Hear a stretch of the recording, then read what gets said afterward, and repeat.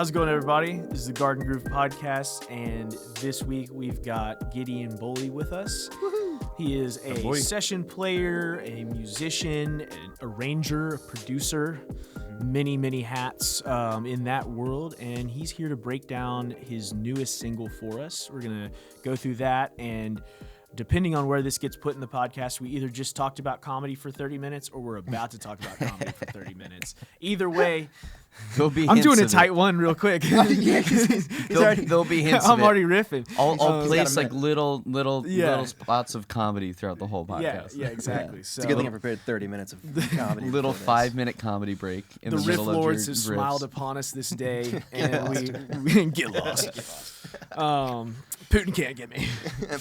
You're right. You're trying to triangulate my position. Shut up, Biden.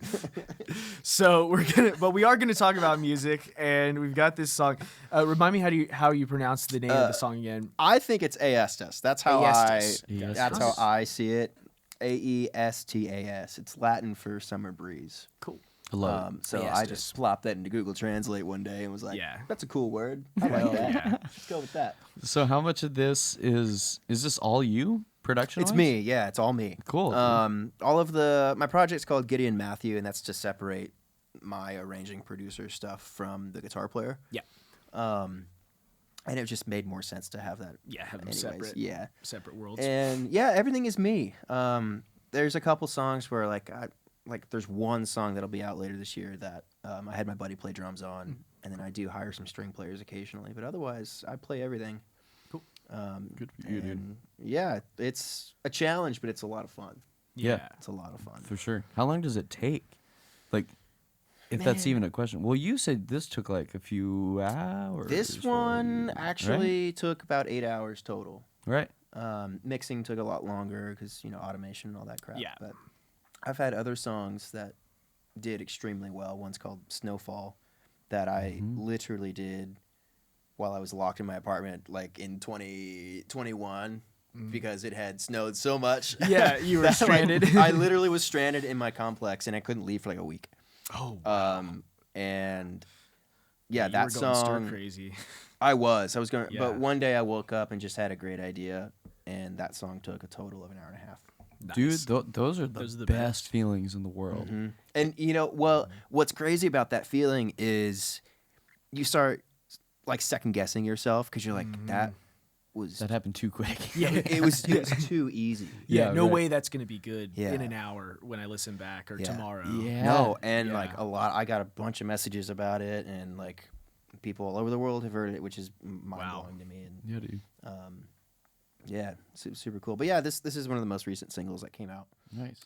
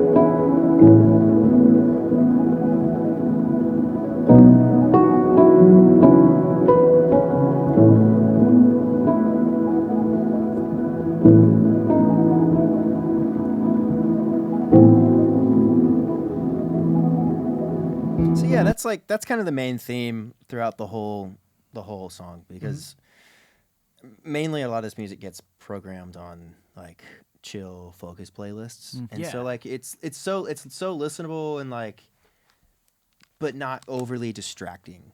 Right. In like there's there's stuff going on. Yeah. But it's not enough to like make you stop what you're doing. Right. So that's kind of the concept behind a lot of the stuff I do. But it's not overly sterile where it's Yeah. just like one Yeah. ambient synth patch and there's nothing else happening. Yes. Same chords going back and forth, and Yeah. So you switch it up with that minor chord at the end of the phrase. Yeah. It's great. So kind of the main thing that started the whole thing was, that main electric line that's here at the top, and I'll kind of jump into it, and there's just a massive reverb on it. Like that by itself to me is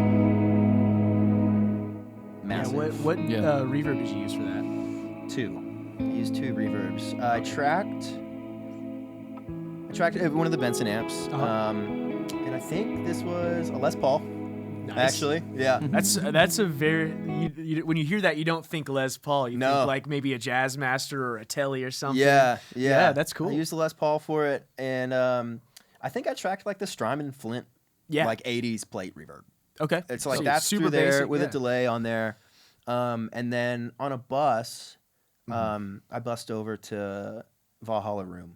Yeah, nice. One of my favorite reverbs, and you can sidechain it to help it breathe a little bit, and I EQ all my reverbs too. Yeah, what are you reaching for when you're like what bands in particular are you kind of messing with when you do? I'm reverbs? definitely getting rid of anything below 250. Yeah, or even 400 cutting sometimes. all that. And I'll do a mid EQ too, that allows to like kind of get the 500-ish area out of this area. That way you have all this shimmer on the sides. I just learned that trick like not last week. I just learned about it and it blew my mind. I was like, why didn't I think of this? And if you, what's the in Pro Q where you can, the compressor, I don't know what it's called. Yeah, the dynamic. That. Yeah. So, and if you use that too, dude. Oh, nice. It's right at 500? Around. Yeah. What's funny is a lot of times I'll take that low pass. Yeah. High pass filter. It's the one that comes through. Well, I did it not this the way, one that and you're cutting. I should have done it this way in my brain. That's everybody. Yeah. So grabbing the high pass filter, and then usually right at that curve, I usually add that. Yeah. The dynamic one. Huh. Just I don't know why, but that always just seems to work for me. Yeah, because it's like I'm not saying cutting it's right. it, but it's controlling it. It's controlling it a last bit more. part that's not getting chopped off. Those low frequencies of reverbs are always tricky. Like I feel like they only work on drums. Like it's accenting the body of the snare drum, but otherwise it's like get out of my face. Yeah, get out of my face. It sounds great. Yeah, thanks. And then so a lot of this stuff too. I have a reamp board is what I call it. It's just a rack in my sidecar. It's a little drawer that I've got a bunch of effects on that I use. I guess it's an insert. Yeah. Where I can take whatever I've had tracked into the box, I can send it out via line, and it goes through a reamp box, goes through these effects, and they go back into Logic or DAW. But so what I like doing, and this is actually a piano loop that I made with the Chase Bliss Mood. Okay. And I believe that's such a cool pedal. I think, dude, yeah. And I got the stereo one recently. Or when it came out, Joel's been incredibly kind to me over the years. And oh, cool! You met them years ago via guitar at like a gear convention, like probably 7 years ago. Yeah, we've just been friends since. I saw him across the room at NAMM in like 2017, and he had like 10 people around him that he was already talking to. But I was like, there's another one. You probably saw me there. I know him from Computer. He's on my computer. He's on the screen. He's on the screen. He's the guy from Screen. Yeah, I think this is the track. That's that. Let's check. Oh, that's cool. Yeah, isn't that cool? So that's a piano loop that I made. And when you skip ahead to, I believe I had the microcosm on, so when the piano hits, you hear it go through the microcosm, and while this loop is still going.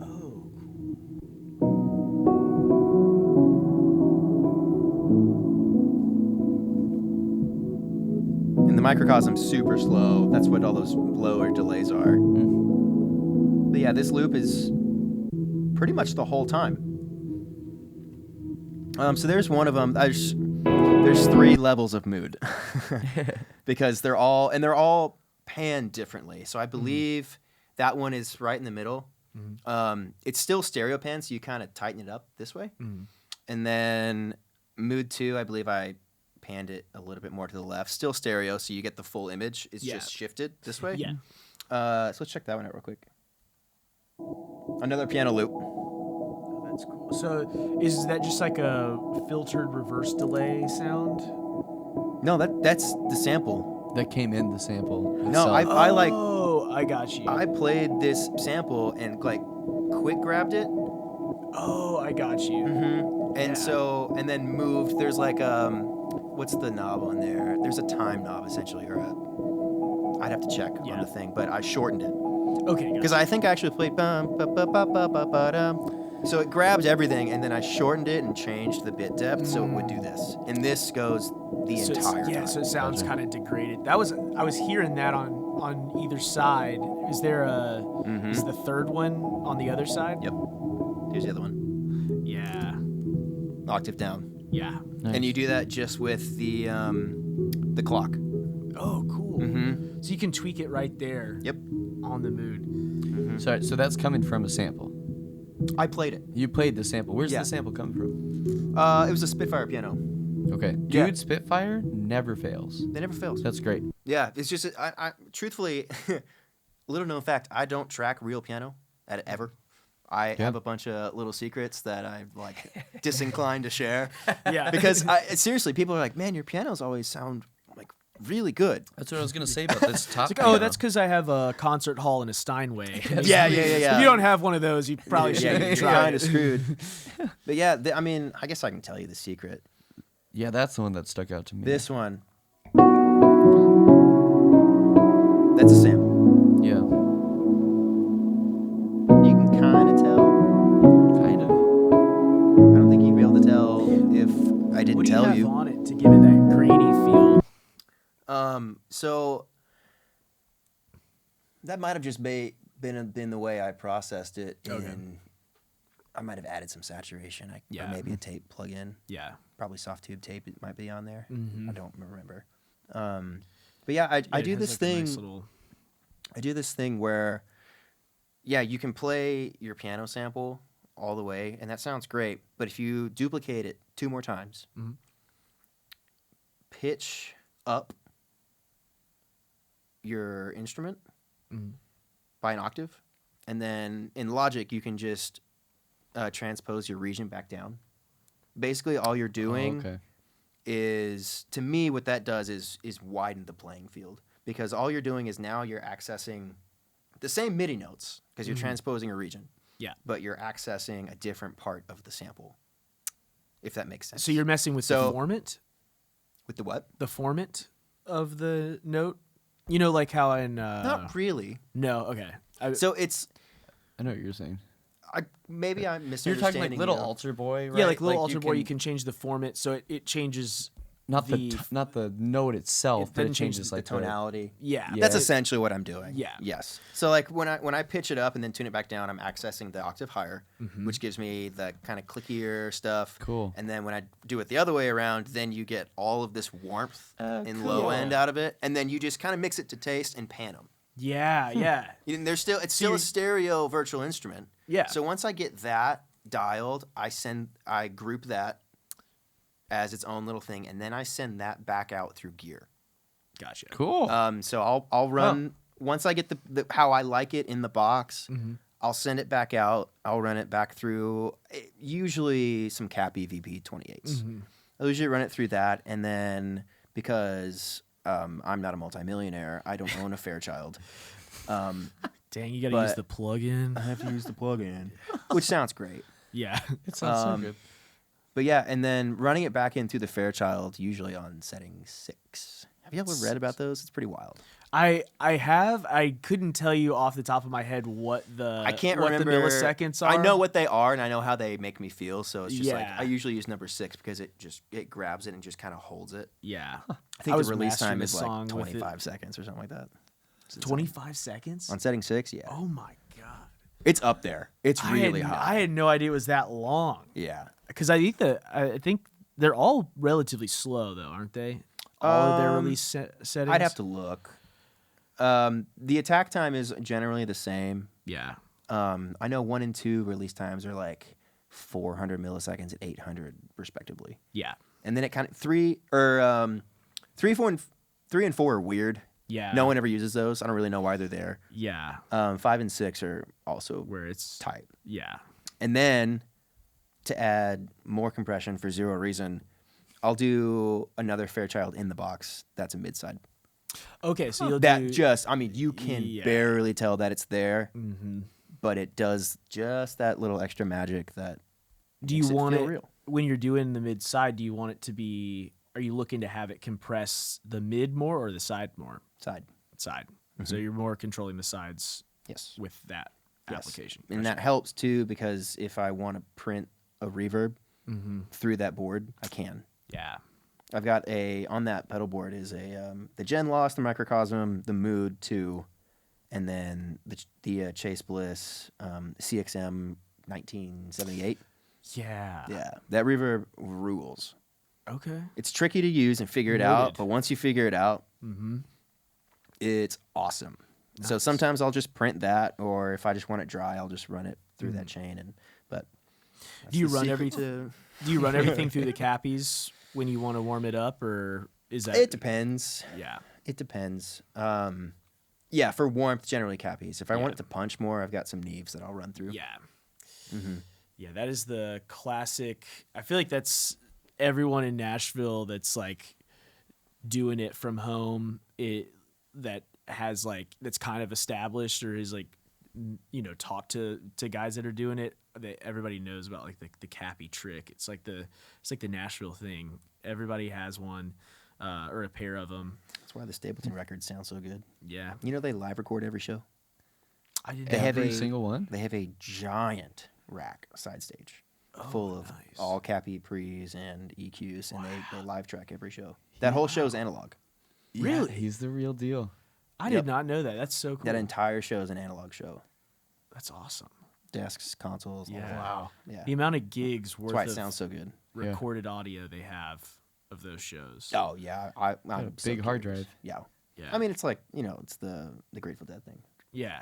Recorded every show. Well, you can cash in so hard on that. I don't even think they cashed in. I mean, they clearly put out a bunch, but there's like websites where like a friend of mine sent me a track and he's like, dude, Jerry hits this run perfectly. And I'm like, you've listened to that much classic. that you know? Okay, guy. Yeah. There were people that will say, oh, no, it was I think it's literally, I saw this in a comment. Somebody said spring of 1971. 72. It's okay. I thought it was Europe 72 is the one. Europe 72. Yeah. that's apparently when they Europe, peaked. It's like Europe. Okay. It was Europe 72 and like Cornell 88. Yeah, I think those are the best shows they ever played. Yeah, some of the best shows. Yeah, and like that Dead? whole Europe run. Sorry. Yeah, Okay. Yeah, this is Grateful Dead. This is not. I feel like we're blowing Taylor's mind, and we're so off topic. We'll get back to it in a second. But yes, I don't know. yes, that's real. People have listened to enough Grateful Dead live shows that they can tell you the best Grateful Dead live shows occurred on their Europe tour in 1972. They've done their 10,000 hours of listening to the Dead. They're masters. Dude, those records of are listening to the Dead. Those shows are 4 hours long. Yeah, crazy. Incredibly long. Crazy. But anyways, yeah. Zeppelin was 72 also. Isn't that when they played Royal Albert Hall? That was 76. That sounds right. I think that was 76. I think Nobody fact check us. We're spitting truth here. We know exactly what we're talking about. From our hearts. Yeah. Our hearts tell us the truth. So there's some other buried things in here. You can't really tell, but it does add a bunch. There is an acoustic guitar in here. Oh, really? There's 2. I have them hard panned. Real quiet.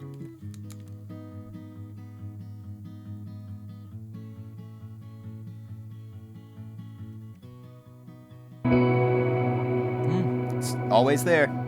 It never leaves. You're just driving it. Yep, the whole time. There's the reverb in the microcosm on the electric guitar. Yeah, it's a long tail. But yeah, that acoustic guitar never goes. It's there the whole time. And it's one of those things that just like, and you're not meant to hear it. You're meant to feel it. Totally.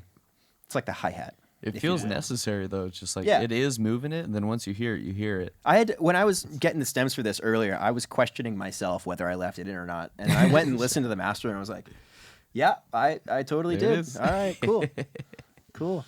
So yeah, we kind of went through the moods. My friend Jeremy Larson and some buddies have a company called Teletone Audio, and if y'all aren't using their products, you need to get on it. We'll give you guys a link or something. But yeah, please do actually. There's one of their instruments is called Scarbo. Okay. And one of my buddies hit me to it. It's a Native Instruments thing, but they have a bunch. But But this one, it's like a weird synth that does bleep loops, is what I like to call them. Dude. And so, yeah, here's what Scarbo kind of does the whole time. Bleep loops. Bleep loops. And it's only, a bunch of reverb. Not a bunch, actually. It was pretty short. But yeah. And that's just one of those things where, like, you play the plugin as an instrument. Mm-hmm. Like, I didn't run click. This is one of the last things I added, I believe, to this. And I was just bored, and I was like, well, it kind of needs to bounce a little bit more. And so I just sat there and, like, did it. And, yeah, the whole track, it's pretty much in here the whole time. So that's all it does. So I have a question about just, I know with a more ambient or cinematic, like you said, a more cinematic or ambient style, there's going to be a lot of reverb on everything. Do you try to control that sometimes by like putting a lot of the same things through the same reverb? Or Lots of automation. Lots of automation. Lots of EQ, lots of automation. Yeah. Because that's a lot of, everything has like a ton of reverb on it. And that generally, yeah. And you can get away with it as long as you find the right bits to do it on. Right. So like, yeah, there's reverb on that. But like if I come down here to the riff, which is like 4 tracks, I believe, that I combined into one little stem here for us. And it's a reverse thing that I came up with because I was sitting there like playing the line and I was like, woo, woo, trying to sing it and trying to figure it out. I guess the first time it happens here, right here.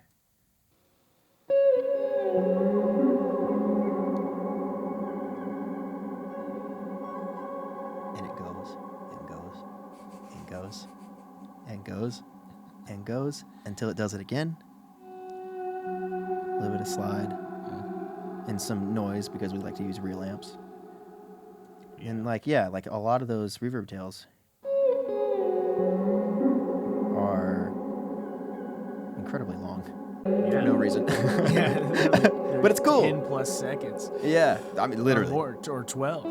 Literally. And then some like simple slide things that I added in there. But all those little glitchy things is what I ended up doing was, I couldn't track that with a click on. It's all slide guitar. And it was one of those things of like, oh, you just kind of have to feel it. Yeah. Because you can't play it straight. Right. And what I ended up doing was like playing the riff dry a couple times. Found and then like had to really nail down the feel so that in Logic, maybe there's some command that I don't know about. But if you take a region and want to move it to a new track and reverse it, even if you copy the region down, it will reverse both of them. Oh, interesting. So I had to like make up my own regions that would be the reverse of what I just played and like really sit there and like nail it down. Yeah. That probably took the most time out of this. Right. And then so once I got the boom, boom, and then the reverse part of it going, and then I'll highlight it all and then send it back through that board. Okay. Cool. That board is like kind of the magic of a lot of the stuff I do because it's an instant vibe setter. Preset, like you have kind of a quote unquote patch on that, or you send it through that board and then you just pick and choose what you want to add. I'll sit there and I'll tweak. The Cosm for me, there's one preset on there that I've saved. Otherwise, the rest I will turn and tweak and you just have to. It's one of those like inspiration machines that I find a new sound. I found something today while I was writing with somebody and I was like, that's a freaking cool sound. Yeah. I'm never going to be able to recreate that. Yeah, record that now. real quick and like move on. And it probably won't be there when I get home. Yeah. So like, it's just one of those things. And you gotta put the wind in there. Summer breeze, right? Oh yeah, I was hearing some background crackly stuff. Stuff like that goes a long way. It's shocking. Yeah. And I think that's just a lab sample. Sure. Except how you can, they're like this. The actual sample is like A, or C or whatever it is. You just go play it like 2 octaves down. You get all the crackly stuff. Totally. Yeah. It starts to degrade because it's trying to like. It's trying to compensate. It's trying to make a sound that it's not supposed to. Technically. I think it's huge how much something that really can glue the track together. Like one of my buddies, Connor Gaylor, he does guitar for me. One of the tricks that he gave me when I was like, I can't figure out how the song really can glue together. One of the things he gave me was just like, oh, just put a subtle reverb, like really long reverb tail under everything. It just like gives it this kind of glue that keeps it together. They did that with Slow Burn, Casey Musgraves too. This is like subtle reverb that you can't really hear. It's so tucked back. But it's just like something you can kind of sit on the bottom of everything. But then another one of my favorite producers, Tennyson. Do you know him? I don't know who that is. It's like electronic, kind of like lo-fi music kind of stuff. Yeah. He needs some sort of white noise or vinyl crack to be under everything. Just what I've been saying, just like holding it down. I mean, another good example of that reverb trick, completely vibe change, but is it Teenagers? Yeah, Teenagers by Mike M. Okay. You ever listen to the stems of the guitar riff? There's a room reverb on it that's so short that it takes it from like right here to right here.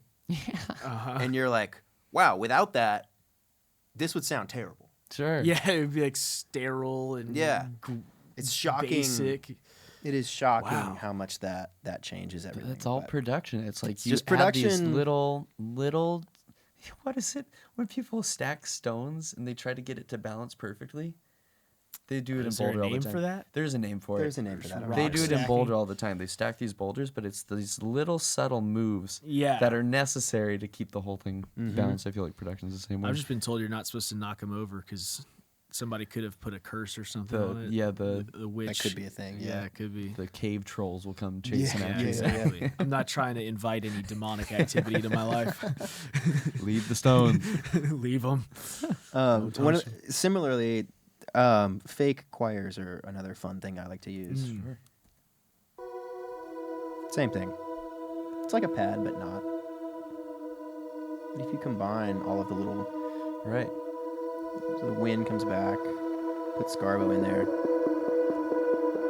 Let's add in 2 and 3. Suddenly there's a whole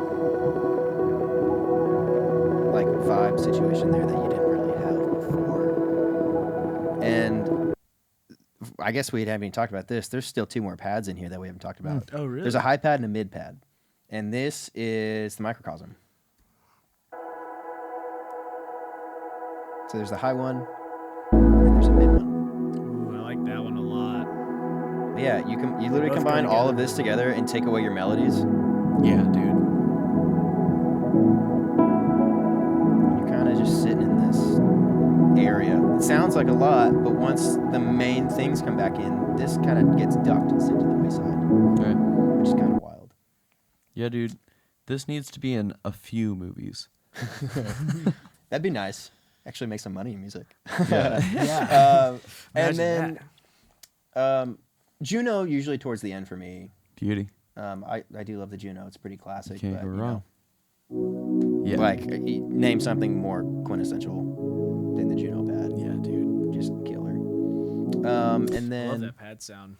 Dude, it's just like I think it's the towel. The towel. Yeah, whatever sounds great. And then the last track in here is the Prophet, which I use for a sub bass. Let's go. I mean, down there. Yeah. Yeah. And it's hard because the Prophet is stereo, so you have to figure out. Remember that trick earlier where you take out some low end and then you duck the mids? Yeah. The exact same thing. I roll out to about 30 hertz down there, and then I take it out of the sides almost completely. That's just to bring that. Yeah. Yeah. And then I'll take that the low pass filter and like shelve it off. Right. Get rid of all that. You don't need it there. Yeah. And so you end up with this like really tight thing with a in the middle that takes that out of your sides, and that's how I would. This sounds stupid. Monetize my bass. Monetize. Oh, that was good. that was dumb. Taylor on the delayed reaction. Yeah, that was good. That's awesome. No. But yeah, monetize. And then you kind of get to the end of the track, and I'll just kind of jump ahead. And that riff comes back in. You kind of hear Scarbo coming back in, automated, just like, oh, I want that to loop here. You hear the vocals, that like, okay, get Scarbo out, let's put vocal there. Just give little melodies everywhere. And then back to the head with the really, really low sub bass. Yeah, it's wild how, like you were saying, when the melodies come in, all of the rest becomes background, and it's all of a sudden all those little pad layers are like. But if it wasn't there, you'd miss it. Right. Yeah, it's all texture. It's like it's just lots of textures combined in a pleasing way. Into the 4 minor.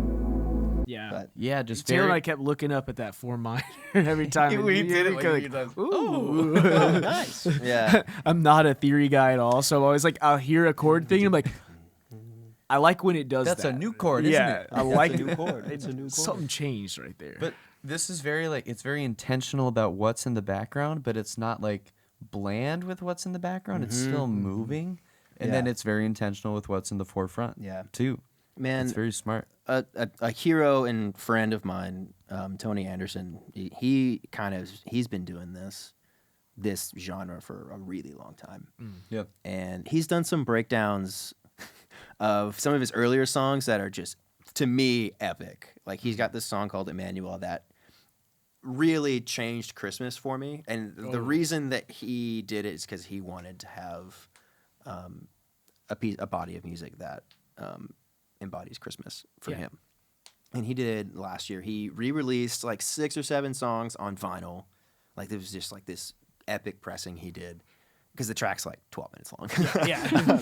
But like he did like a track breakdown on YouTube, and like it's really fun because he made it so long ago. He was like, yeah, piano's clipping here. I made this here. These are actually my dad's old like sleigh bells, like these giant things. And he's like, I recorded it by dancing around the room, like just stuff like that. And you listen to his mixes, and you see his session.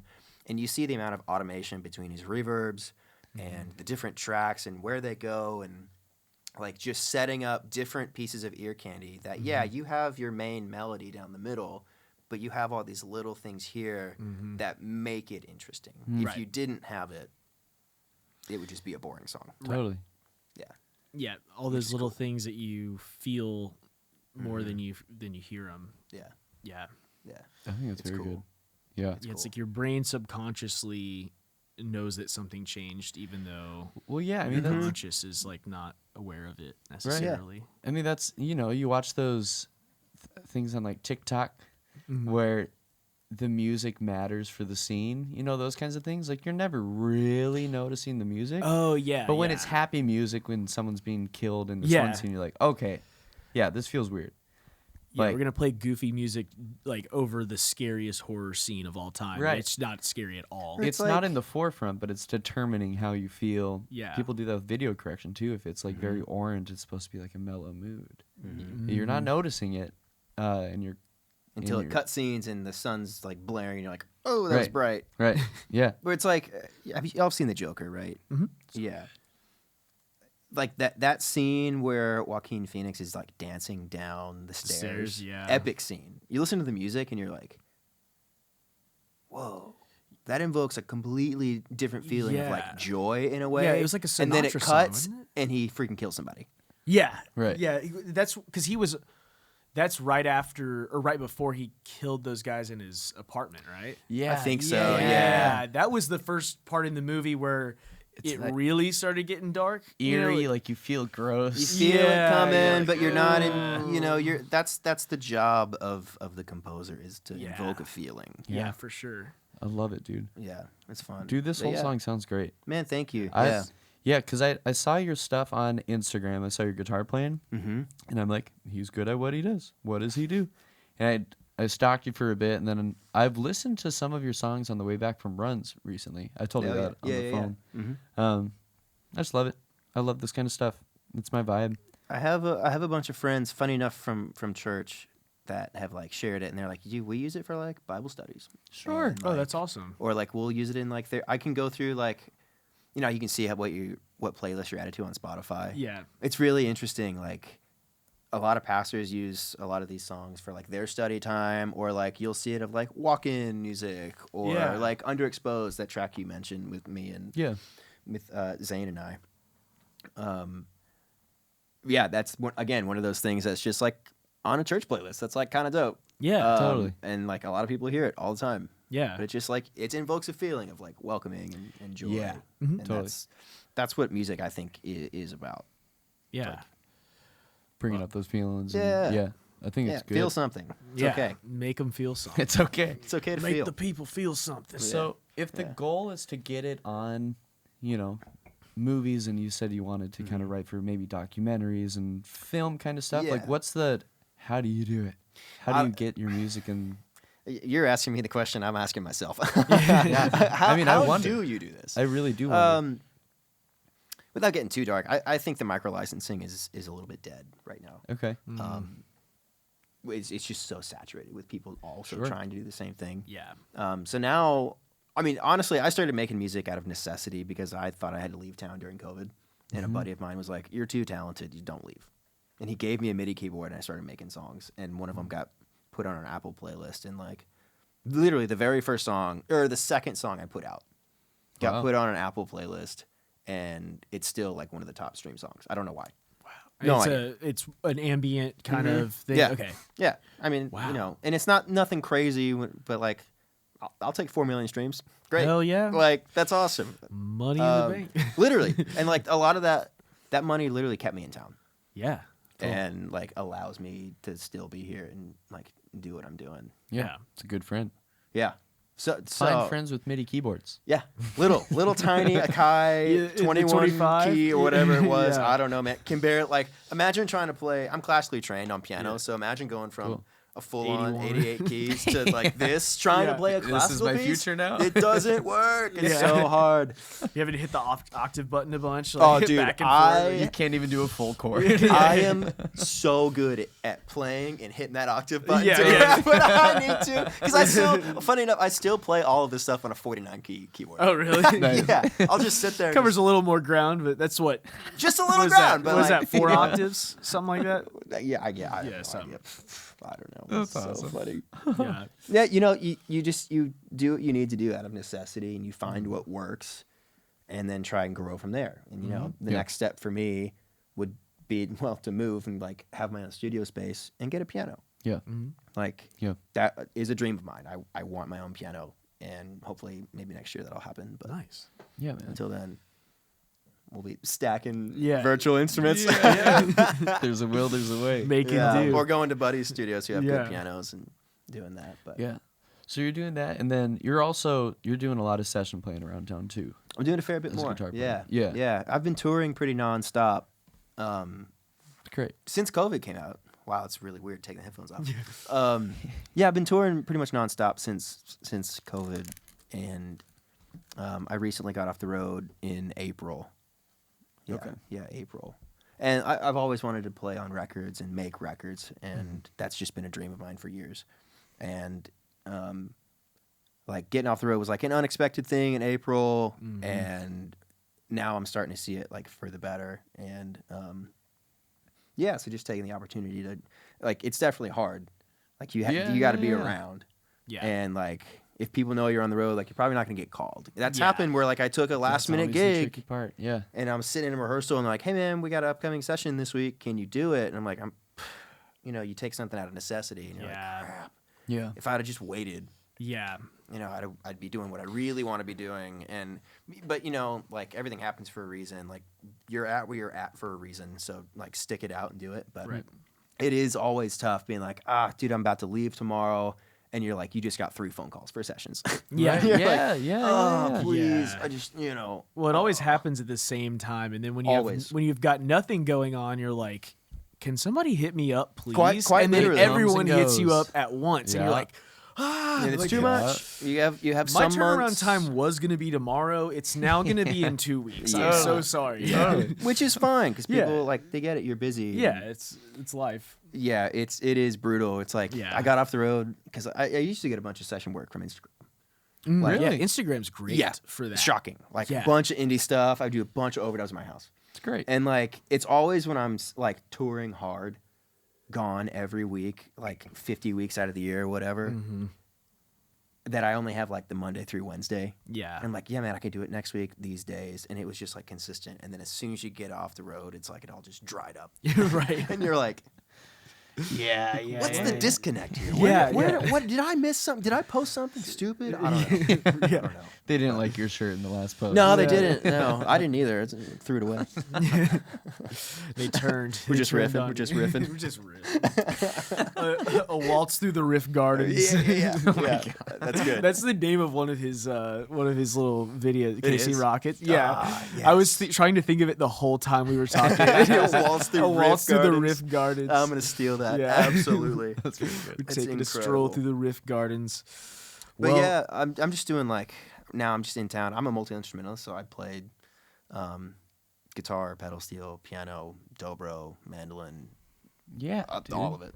Yeah, and I'm sure they all kind of bleed into each other. And they do. I have other songs where I play a lot of steel on some of them. Yeah, on the last I bet. records, Cool. There's a lot, and it's cool. It's Very really cool, fun dude. to blend the two, and like, steel's such a beautiful instrument. Yeah.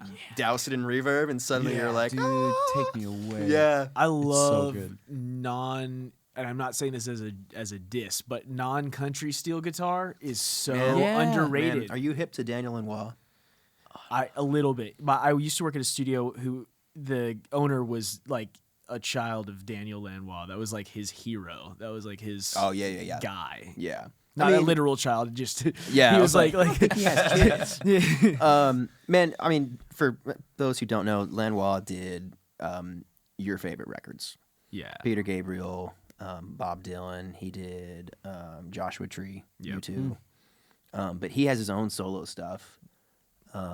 Actually, Lanois is the reason The Edge uses the STD 3000. Oh, is it? Yep. You should read his book. It's called Soul Mining. Unbelievable. Shocking. He did that reggae record, right? I think that he was did. his solo thing. It was like a reggae record. There's a reggae record with weird drums. There's on the it. drummer. I can't remember his name right now. He's a beast. Yeah. But he's got a record called Acadia, and I believe it's called Belladonna. Okay. But Lanois' thing is steel. Okay, I didn't know that about him. Yeah. Go listen to those records. They're sick, and Yeah. it is ethereal and not traditional. Like he's running his steel through an STD 3000 into a cranked AC30. That's crazy. And it's That's a still wild clean. combination. Yeah. Yeah, Just and super like a Tweed big and Deluxe. Massive. huge and clean and yeah. Yeah. I love It's got vibes. I love Got some vibes. ambient steel like that. Dude, it's such a satisfying. I'm gonna sound. get one of these days. That's right. That's right. Save up $4,000. Yeah. Yeah. So expensive. So expensive. I But know. greatest investment I made. I think That's probably the awesome. last 8 years or so. Yeah, you can make your money back on them if you're good. Oh, I've that's definitely. right. Well, funny enough, If you get good at it, you can I make your money literally- back pretty quick. I literally Slippery bought. slope, my friend. I bought a starter steel and I posted like, what's like a Christmas? What was the Christmas song I posted? It was so easy. Probably Silent Night or something Yeah. like that. And I get a text a day later. Hey man, you play steel? Yes. Yes. You Yeah, fake yeah, it till you make it. Yeah, Totally, sure. totally. Yeah, totally. Yes. And he's like, wow, my cousin needs a steel player. And so when I first got, literally like 3 days after I got it, I had a gig and didn't know what I was doing. And the artist's dad is a badass in town. Plays for Kenny Chesney, has for like 25 years. Cool. I show up, he's playing bass. Oh god. And I'm like, Stakes are high. I think Dan Dugmore cut steel on that record too. And he pulled me aside after the first rehearsal and he goes, "You're not a steel player, are you?" I was like, nah. You do not want to caught hear me. that from Not one yet. of the You caught me. And he was like, "You sound great. Keep going." He's like, "What do you actually do?" I'm like, "I'm a guitar player." And it was rough because at the time, like, I don't want to talk shit, but it was tough because I was like, I'm a guitar player and I'm better than everyone else in this room. Yeah. But I'm stuck on an instrument that I'm not good at. And so, the ego had to be put into place and just be like, and then, just dedicate time. And for a year or two, I didn't play guitar out. All I played was steel. Wow. Good for you. That's awesome. It's always good to step into those It was new shoes. frustrating, let me tell you. Yeah, Because I sure. wanted to do, I moved to town to play guitar. Right. You know, and I find myself, even on this last record, was working on a record last week with somebody, and I ended up just playing all the acoustics on the record. Mm-hmm. We did some double track for some of the other guys, but that was my main role. Just acoustic playing. Yeah, which is so much fun. Yeah. I love doing it, but it was weird. I'm like, I brought my whole electric rig, but like I'm just gonna sit here and just strum on the acoustic and come up with cool parts because a lot of the hooks were on me. So just puts you into different headspace things. Headspaces and getting out of your comfort zone. Well, it's good to be stretched. Great. Yeah. Otherwise, you're gonna get bored, dude. Yeah, it's good for your brain. It is. Yeah, dude. So yeah. Speaking of acoustics, sure. You want to do a little jamming?